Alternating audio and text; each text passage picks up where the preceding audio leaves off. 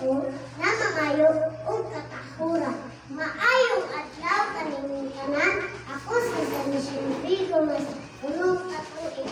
Ang akong balak na tuluhan, ako ug ang akong pamilya.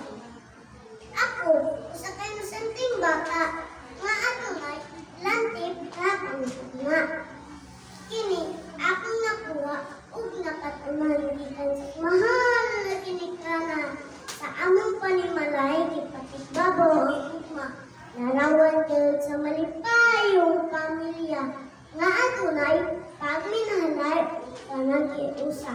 Kay kini nagpakitag maayong impluwensya kung ugali kami disiplina ni mama ug papa. Di magunalitong minagita, kundi mapasalamaton pa. Dili maayong binuhatan, sa likway na. Mga maayong kamatasan, buhaton ka.